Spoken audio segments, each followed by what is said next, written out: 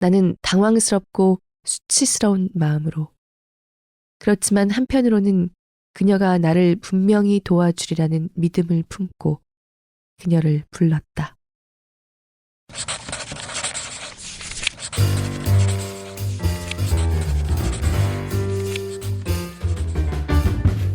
안녕하세요. 골라듣는 뉴스룸에서 함께 책 읽는 시간 북적북적입니다. 저는 권애리 기자입니다.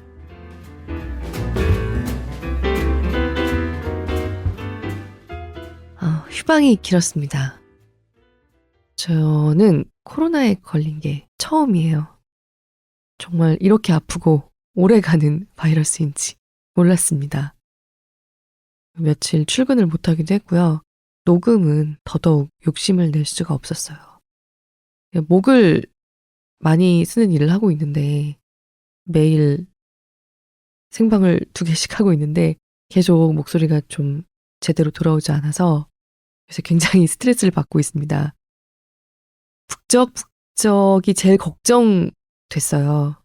휴방을 계속 하는 건 정말 아닌 것 같아서 오늘 최대한 좀 노력하면서 녹음을 좀 해보려고 합니다. 약간 거슬리시더라도요.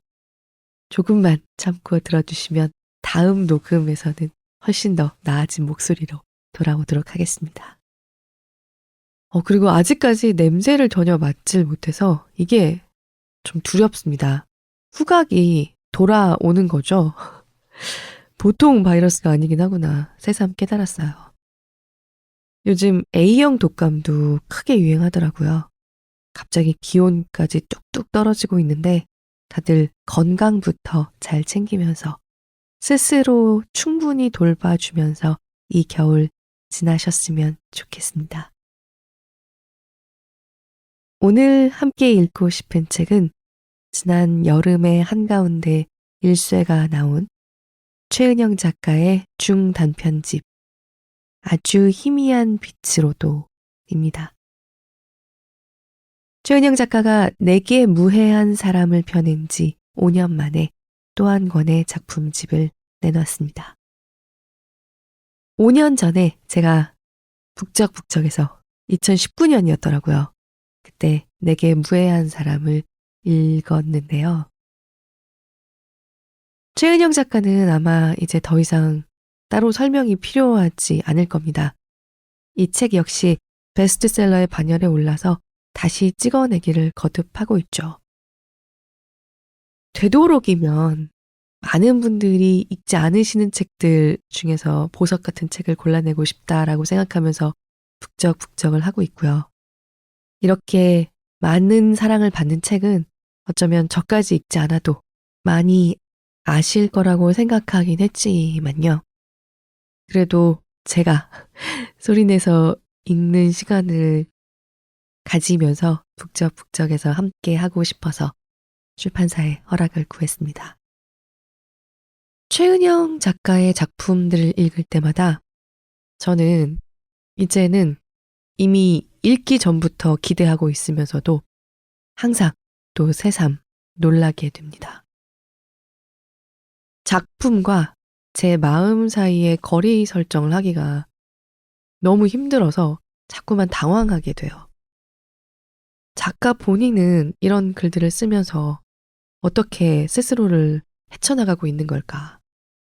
읽는 내가 이토록 무너지는 거리에 당황하게 되는데 쓰는 본인은 괜찮은 걸까? 얼마나 단단하게 스스로를 다지면서 작가로서 걷고 있으면 이렇게 쓸 수 있는 걸까? 괜한 오지랖 같은 감정까지 덮쳐옵니다.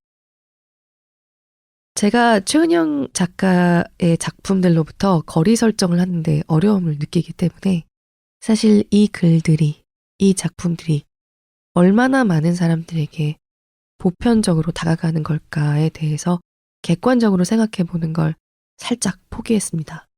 엄두가 잘 나지 않아요. 한편으로는 어떻게 이렇게까지 우리 얘기를 제대로 섬세하게 할 수 있는 거지? 세상이 이 시간과 이 결들은 까먹고 가기로 한 거 아니었나? 약간 누설을 당하는 것 같은 기분까지 드는 게 있습니다. 그래서 어쩌면 내가 생각하는 것보다 훨씬 더 많은 사람들이 오로지 최은영의 작품들로부터만 나의 이야기가 말해지고 있다는 동감과 위로를 받고 있을 거란 확신이 들어요. 나의 이야기를 하는 작가가 있다면 이렇게도 강렬하게 벼락처럼 다가오는 거구나 라는 걸 저는 최은영의 작품들로부터 비로소 느꼈거든요. 이토록 생살 같은, 이토록 강렬한 우리의 이야기들이 사실은 어디서도 말해지지 않고 있었다는 걸 최은영의 글들을 읽음으로써 비로소 깨닫게 되는 통렬한 통증 같은 게 있습니다. 그리고 이런 통증을 알게 해줘서 고맙다. 그냥 책 표지를 어루만지는 것만으로도 만나지 못한 지 오래된 친구의 손을 슬쩍 다시 잡은 것 같은 제게는 그런 느낌을 주는 책입니다. 표제작이자 이 책에도 맨 앞에 실려있는 작품 아주 희미한 빛으로도의 도입부를 먼저 조금 읽어보겠습니다. 낭독을 허락한 출판사 문학동네에 감사드립니다.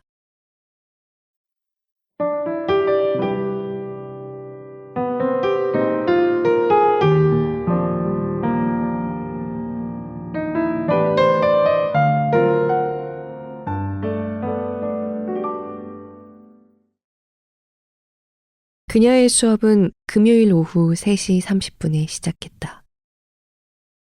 짧은 커트머리에 갈색 뿔테 안경을 쓴 그녀의 얼굴은 얼핏 보면 강사로 여겨지지 않을 정도로 어려 보였다. 목소리는 낮고 허스키한 편이었다.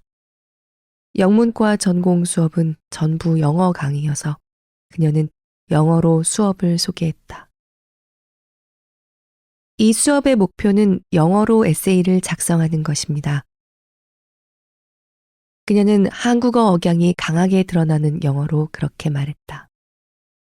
나는 원어민처럼 영어로 말할 수 있는 학생들이 섞인 강의실에서 한국어 억양이 강한 영어로 수업하는 것이 얼마나 부담스러운 일일지 어림하면서 그 자리에 앉아 있었다. 그녀는 분명하게 말하려고 노력했고 자신이 강조하고 싶은 부분은 조금 크게 말했다. 나는 그녀가 하는 말을 아무것도 놓치지 않고 이해할 수 있었다.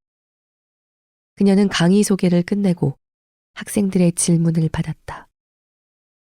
영어가 유창한 학생들이 가장 먼저 질문을 했다. 그녀는 학생들의 말을 귀 기울여 듣고 잘 이해하지 못했을 때는 한 번 더 말해달라고 요청하고는 성실하게 답했다. 금요일 오후 수업이어서 수강 여부를 결정하지 못한 채로 강의실에 들어갔지만 무채색 계열의 옷을 입고 한국어 억양이 강한 영어로 또박또박 자기 생각을 말하는 그녀를 보고 있자 질의응답이 끝날 무렵에는 내가 그녀의 수업을 좋아하게 될 거라는 희미한 예감이 들었다. 수업은 매시간 그녀가 선정한 영문 에세이를 읽고 A4 용지 한 장 분량의 에세이를 제출하는 식으로 진행된다고 했다. 읽어야 할 책의 양이 많은 탓에 수강 신청 정정 기간 동안 많은 학생들이 빠져나갔고 결국 수강생은 10명 정도로 줄어들었다. 첫 번째 수업 시간에 우리는 조지 오웰이 버마에서 경찰관으로 일했을 때 쓴 에세이를 읽었다. 그녀는 에세이를 한 줄 한 줄 따라 읽어 내려가며 강독했다. 어떻게 말해야 할까? 나는 그 수업의 모든 부분이 마음에 들었다. 시멘트에 밴 습기가 오래도록 머물던 지하 강의실의 서늘한 냄새. 1,000원짜리 무선 스프링 노트 위에 까만 플러스펜으로 글자를 쓸 때의 느낌. 그녀의 낮은 목소리가 작은 강의실에 퍼져나가던 울림도 모두 마음에 들었다. 그녀가 고른 에세이들도 좋았고 혼자 읽을 때는 별뜻 없이 지나갔던 문장들을 그녀가 그녀만의 관점으로 해석할 때 머릿속에서 불이 켜지는 순간도 좋았다. 나도 마음 깊은 곳에서는 알고 있었지만 언어로 표현할 수 없었던 것이 언어화될 때 행복했고 그 행복이야말로 내가 오랫동안 찾던 종류의 감정이라는 걸 가만히 그곳에 앉아 깨닫곤 했다. 가끔은 뜻도 없이 눈물이 나기도 했다. 너무 오래 헤매었다는 생각 때문이었다. 2009년 2학기, 9년 전 그때 나는 27의 대학교 3학년 학사 편입생이었다. 4주차 수업 시간이었다. 그날은 생리한 지 사흘째가 되던 때였다. 나는 생리 첫째 날과 둘째 날에 피의 양이 많은 편이었다. 보통 셋째 날이 되면 쏟아져 나오는 경우는 드물었고 넷째 날이 되면 피의 양이 미미해졌다. 은행에서 일할 때는 일이 몰리는 시간에 화장실에 갈 수 없어 탐폰을 이용했는데 공중 화장실에서 탐폰을 사용하는 일이 쉽지만은 않았다. 약을 먹어야 할 정도의 생리통은 늘 있었지만 피의 양 때문에 생활에 지장을 받은 적은 없었다. 문제가 생긴 건 편입을 할 즈음이었던 것 같다. 갑작스럽게 피가 쏟아져 나오는 경우가 있었다.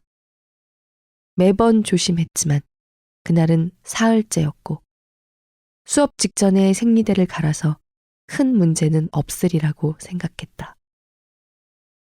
휴식 시간이 없는 3시간짜리 수업이었고 나는 청바지에 짧은 남방을 입고 있었다. 수업이 반 정도 지났을 때 바지에 피가 새는 느낌을 받았다. 다른 학생들과 뚝 떨어져서 맨 뒤쪽에 앉은 탓에 누군가에게 도움을 청할 수도 바지를 가릴 외투도 없어서 나는 속수무책으로 나머지 시간을 견뎠다. 바지의 엉덩이 부분이 다 젖어서 차가웠다. 수업이 끝나고 우물쭈물하는 사이 학생들이 전부 바깥으로 나갔고 강의실에는 나와 그녀만 남았다. 나는 당황스럽고 수치스러운 마음으로 그렇지만 한편으로는 그녀가 나를 분명히 도와주리라는 믿음을 품고 그녀를 불렀다. 선생님, 처음에 그녀는 내 목소리를 듣지 못했다. 몇 번 더 부르고 나서야 그녀는 내 쪽을 봤다. 저 갑자기 피가 너무 많이 나와서 나는 일어서지 못하겠다는 표시를 했다. 그녀는 내 쪽으로 걸어오더니 자신의 검은 재킷을 벗어줬다. 우선 이거라도 둘러봐요. 나는 일어나서 그녀가 준 재킷을 허리에 둘렀다. 일어나 보니 나무 의자에도 피가 묻어 있었다. 그녀는 가방에서 물티슈를 꺼내 내게 건넸다. 나는 몇 번이나 물티슈로 의자를 닦고 닦은 휴지를 학교 앞에서 받은 광고 팸플릿으로 말아 가방에 넣었다. 나는 그녀에게 고맙다는 말도 하지 못했다. 집이 어디예요? 그녀가 내게 물었다. 이촌동이요. 그럼 우리 집 가서 옷부터 갈아입어요. 그녀는 나를 보고 그렇게 말하면서 미소 지었다. 그 순간 그녀가 얼마나 가깝게 느껴졌는지 나는 기억한다. 걸어서 10분 거리, 금방 가요. 나는 그녀를 따라 밖으로 나갔다. 가까이서 보니 그녀는 강의실에서 봤을 때보다도 더 왜소했다. 오늘이 셋째 날이어서 방심하다가 아까 오후까지는 괜찮았었거든요. 희원 씨라고 했죠? 네. 그럴 때가 있잖아요. 신경 쓸 거 전혀 없어요. 나도 한번 그런 적 있었는데 그녀의 집으로 가면서 우리는 생리를 하다 겪은 곤란한 일들에 대해 이야기를 나누었다. 내가 강의실에서 느꼈던 혼란스러움이 그녀와의 대화 속에서 조금은 녹아 사라지는 것 같았다. 그렇지만 피 묻은 바지를 갈아입기 위해 개인적으로 처음 이야기해본 강사의 집으로 가고 있다는 사실이 불편하지 않은 건 아니었다. 그녀의 집에 거의 다 왔을 때 그녀가 뜻밖의 말을 했다. 저번 주에 낸 에세이 재미있었어요. 그 말에 나는 얼굴을 붉혔다. 그녀가 언급한 에세이는 내가 은행에서 24부터 26까지 일하면서 받았던 인상을 간략하게 스케치한 글이었다. 그러니까 다시 대학에 왔군요. 그렇게 말하고 그녀는 잠시 멈춰 서서 나를 보았다. 마치 우리가 예전부터 아는 사이였다는 듯이. 내가 은행에 들어가기 전부터도 알던 사이였다는 듯이. 그 글의 마지막에서 그녀는 나는 그곳을 언제나 떠나고 싶었지만 내가 떠나기도 전에 내가 깃들었던 모든 곳이 먼저 나를 떠났다. 나는 그렇게 타이로 용산을 떠난 셈이 되었다. 라고 썼다. 그녀의 책에는 내가 그때까지 읽어왔던 에세이들과는 다른 결이 있었다. 그녀의 글에서 그녀는 성공한 사람도 자유로운 사람도 세상 다른 사람들보다 어딘가 특별하고 특출한 사람도 아니었다. 다만 그녀는 자신을 타인처럼 여기고 있었다. 타인을 바라보는 시선에도 여러 종류가 있겠지만 자신을 바라보는 그녀의 시선은 무심했고 더 나아가 무정하기까지 했다. 이겨내기 어려웠을 것이 분명한 비참한 순간에 대해 기록하고는 바로 다음 단락에서 슈퍼 플라스틱 의자에 앉아 태연하게 스크류바를 먹는 장면을 적는 시기였다. 본인이 의도했든 그러지 않았든 그런 식의 구성이 여러 번 반복되었는데 그게 내 마음을 아프게 했다. 그녀에게는 그런 아프고 폭력적인 순간들이 스크류바를 먹는 순간만큼이나 평범하고 일상적인 일이었다는 느낌을 줬기 때문이다. 그녀는 독자의 반응을 신경 쓰지 않는 것처럼 자신이 인간적으로 지닌 약점과 단점, 세상 사람들로부터 비난받을 수도 있는 날것의 감정을 있는 그대로 적어 내려갔다. 이 사람 뭐지? 호감 가는 사람이 아니네. 라고 생각할 정도로. 아니, 그런 반응을 기대라도 하듯이 아무것도 미워하지 않고 노골적으로 썼다. 나라면 이런 식으로 솔직하게 쓰지 못했으리라고. 앞으로도 결코 이런 식으로 나에 대해 쓸 수 없으리라고 느꼈고 그녀가 용기 있는 사람이라고 생각했다. 그리고 이 책을 읽었다는 걸 그녀에게 말하지 않는 편이 낫겠다고 판단했다. 강사는 영어로 강의를 해야 한다는 규칙이 있었지만 토론 시간에는 모두 한국어로 말할 수 있었다. 내가 그녀의 도움을 받고 바로 다음 주 수업에서 우리는 어느 4학년 학생이 써온 에세이를 같이 읽었다. 이것은 내가 34번째로 쓰는 자기소개서다. 라는 첫 문장 뒤로 그녀는 자기소개서에 쓸 수 없었던 혹은 자기소개서에 썼으나 사실이 아니었던 내용에 대해 담담하게 써 내려갔다. 아이를 낳고 퇴사한 첫째 언니. 계약직으로 일하면서 35이 되면 더 이상 고용될 수 없으리라는 불안을 지니고 사는 둘째 언니에 대한 이야기를 하며 그녀는 자신의 삶이 두 언니들과 어떻게 다를 것인지 궁금하다고 썼다. 면접장에서 전원이 남성인 회사 간부들을 볼 때마다 숨이 막힌다는 말도 있었다. 나의 삶에는 특별할 것이 없다. 특별한 것이 있다면 이런 자기소개서 같은 건 쓰지 않았을 것이다. 그 글은 그런 식으로 끝났다. 나는 그 글이 지닌 거칠고 강한 느낌이 좋았는데 모두가 그렇게 생각한 건 아니었다. 글의 결론이 모호하고 무슨 말을 하고 싶은 건지 알 수 없다는 지적이 있었다. 발표자는 자신이 평소에 느끼던 생각을 적은 것일 뿐 특별한 주제를 의식하고 쓴 것은 아니라고 답했다.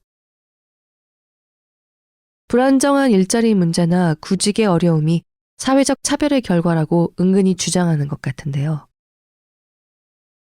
누군가 그렇게 말하자 발표자는 고개를 저었다.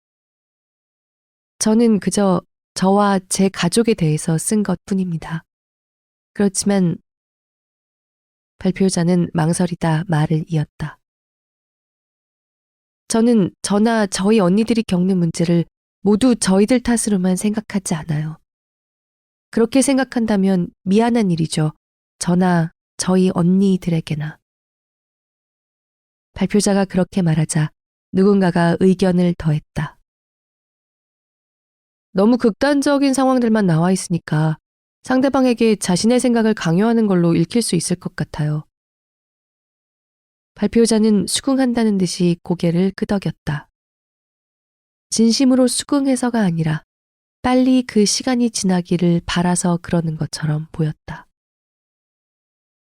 저는 나도 모르게 말이 나왔다.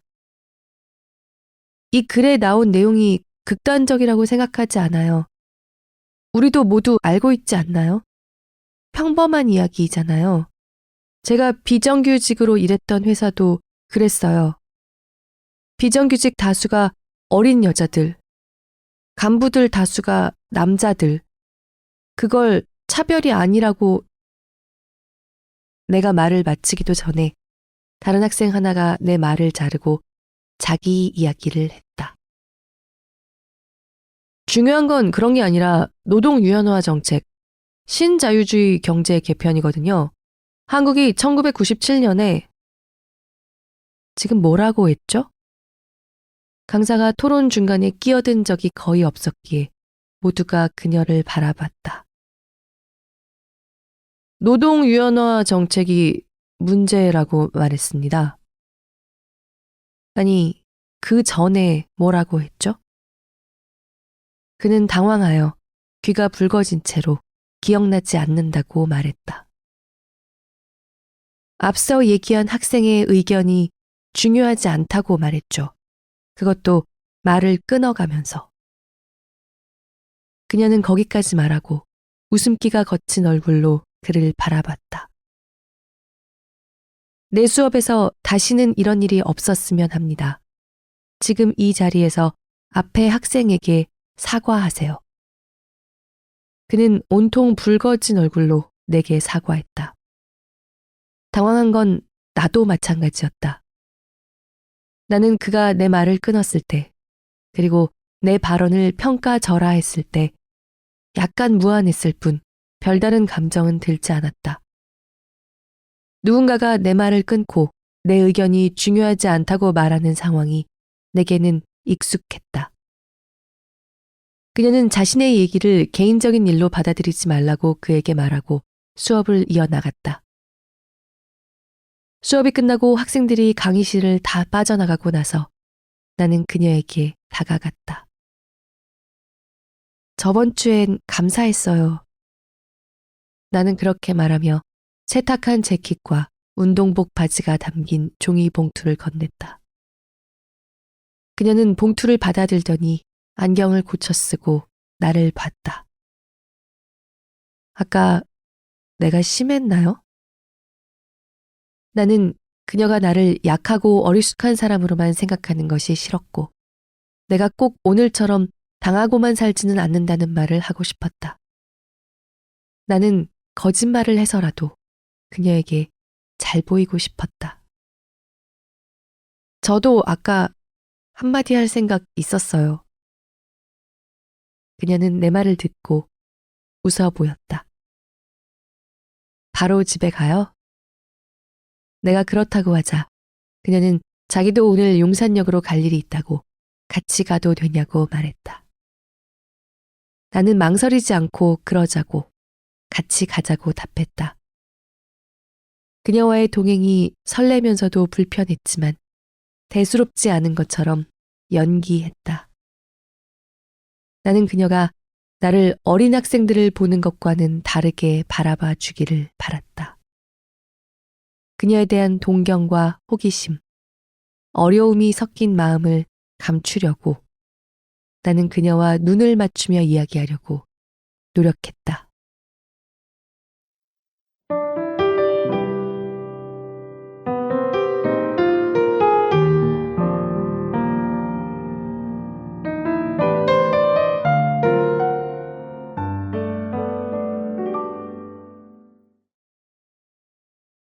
(1인칭) 화자 나는 비정규직 은행원으로 일하다가 27살에 다시 문학도로 대학에 입학한 상태죠.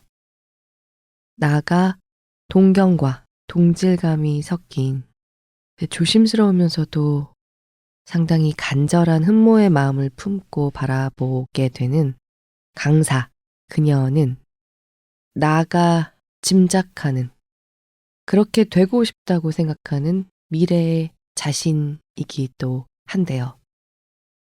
그녀는 이 작품의 중반에도 나오는 표현처럼 자신이 겪은 시간들을 나는 겪지 않기를 안타깝게 바라면서 나가 그녀가 되지 않기를 바라면서 나를 지켜봅니다. 여기까지 들으시고 이후에 이들의 이야기가 어떻게 전개되는지 궁금해하지 않기란 힘든 일이 아닐까 생각해 봅니다. 이 작품의 끝까지 어쩌면 사건이라고 할 만한 일은 더 이상 일어나지 않는다고 하면 그렇기도 하지만요. 한편으로는 마치 폭우처럼 땅의 모양을 바꿔버리는 세찬 장대비처럼 독자의 마음을 파헤치듯이 내려꽂히는 그런 빗줄기 같은 문장들이 이어지기도 합니다.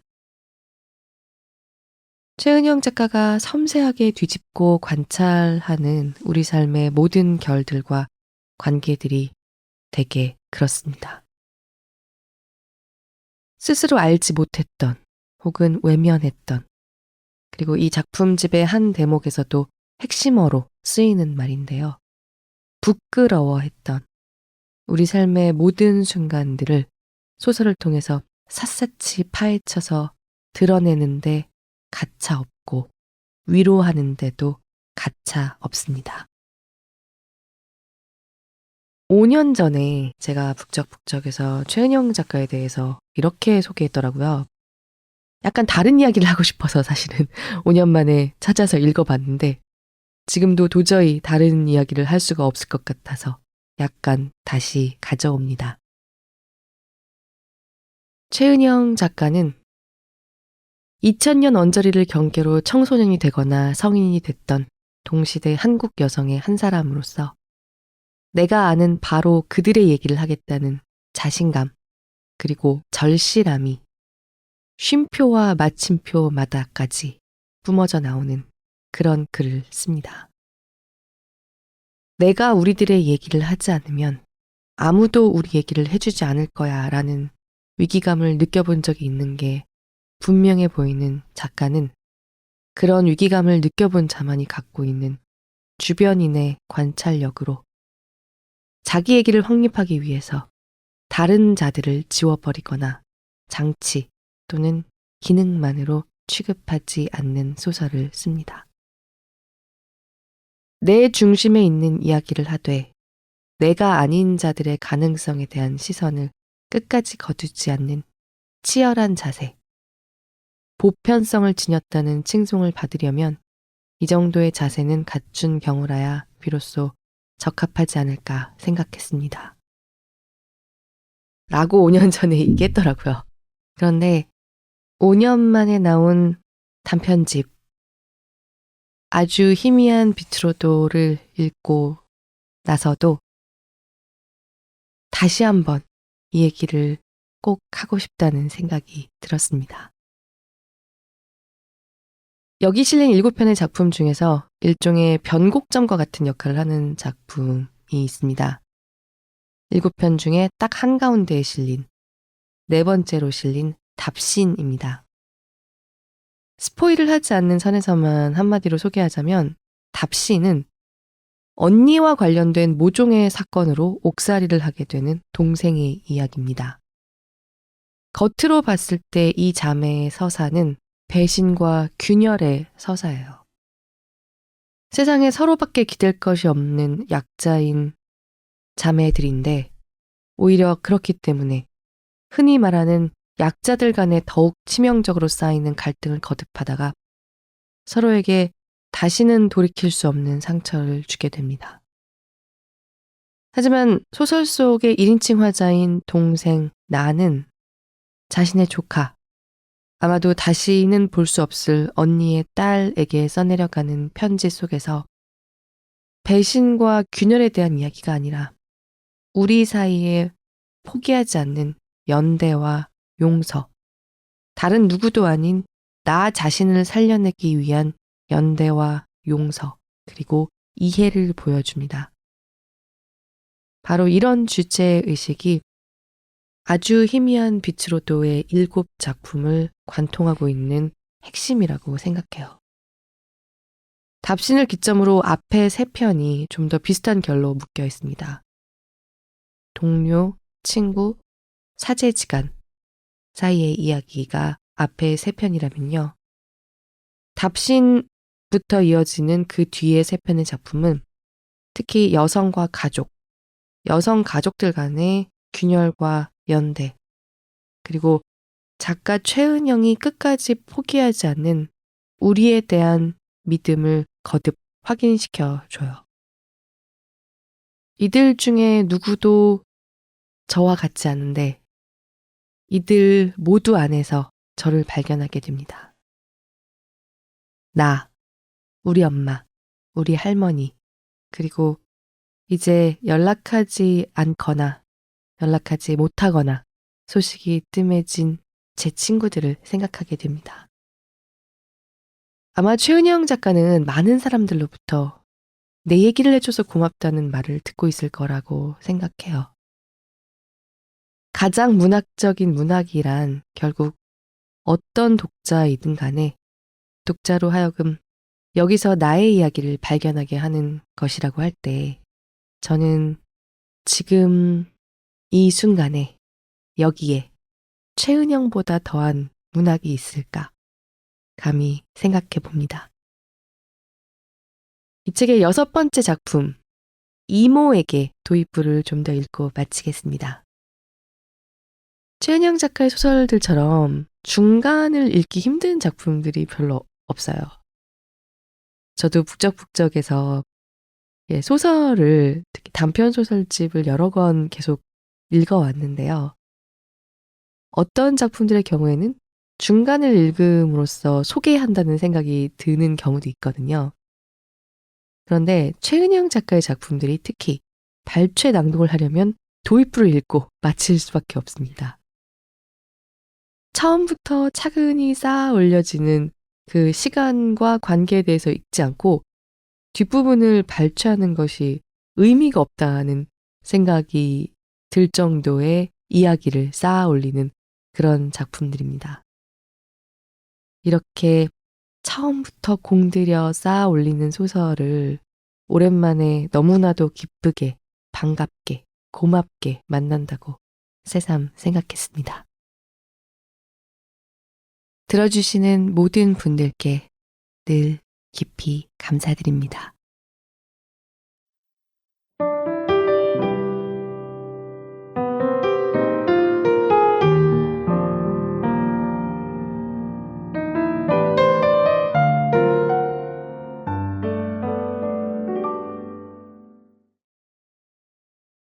나는 엄마가 23, 이모가 45이 되던 해에 태어났다. 나이 차이 때문에 우리 셋이 함께 다니면 사람들은 이모를 나의 할머니로 여겼다. 그때는 그 나이에 할머니가 되는 사람들이 많기도 했지만 이모는 자기 또래보다도 더 나이가 들어 보이는 편이었다. 희진이 할머니시구나. 이모는 그렇게 말하는 사람들의 생각을 정정하지 않았다. 누가 묻지 않았는데도 희진이 할머니입니다. 라고 자기를 소개하기도 했다. 왜 거짓말을 하느냐고 묻는 내게 이모는 내가 잘하면 자연스레 알게 될 거라고 답했다. 내가 태어나고 얼마 지나지 않아 이모는 우리 가족과 함께 살게 됐다. 나는 집에서는 이모라는 호칭을 썼지만 밖에서는 따로 이름을 부르지 않았다. 이모가 멀리서 나를 못 찾고 있으면 여기야! 나야! 하고 외쳤다. 나는 10살에 독감을 크게 앓고 목소리가 거칠어졌는데 그런 목소리의 여자애가 별로 없어서 그렇게만 불러도 이모는 나를 알아봤다. 이모는 장롱 때문에 겨우 누울 공간만 남은 작은 방에서 지냈다. 옷가지가 별로 없었는데도 장롱은 방의 크기에 비해 너무 커다랬다. 이모가 소유한 옷도 우리 수준에서는 모두 고가의 물건이었다. 이모가 가장 아끼는 겨울 코트는 무려 버버리 제품이었다. 이모는 싸구려를 여러 개 사느니 좋은 걸 하나 갖는 편이 낫다고 했고, 엄마는 이모의 그런 태도를 허영심이라고 생각하며 이해할 수 없다고 했다. 이모의 차림새도 또래 여자들과는 달랐다. 이모는 무채색 옷을 입었고 짧은 단발머리를 유지했으며 늘 깨끗하게 세탁된 흰 운동화를 신었다. 왼쪽 손목에는 검은 가죽줄이 달린 사각형 손목시계를 차고 다녔다. 화장은 하지 않았다. 이모는 내 책가방과 외투도 싸구려를 사서는 안 된다며 엄마와 실랑이하기도 했다.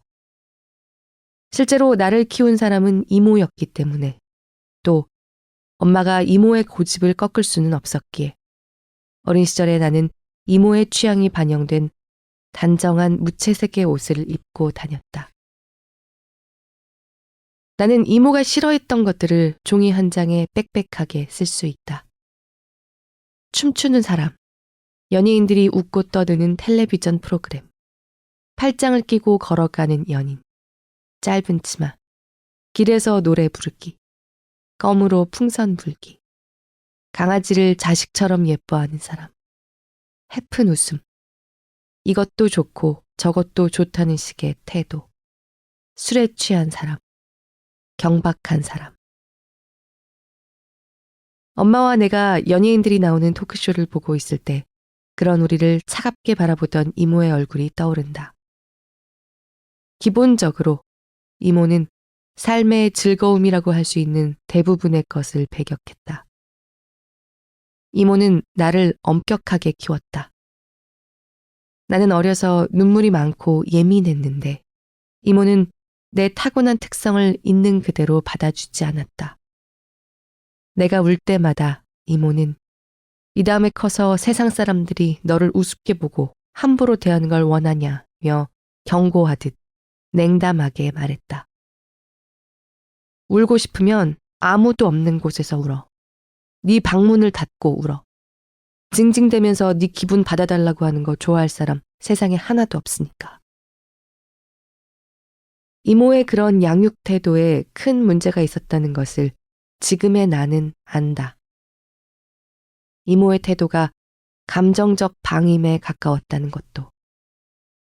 하지만 나는 이모를 판단하기 위해서 이 글을 쓰는 것이 아니다. 그런 판단은 너무 쉬우니까. 나는 그런 쉬운 방식으로 이모에 대해 말하고 싶지 않다.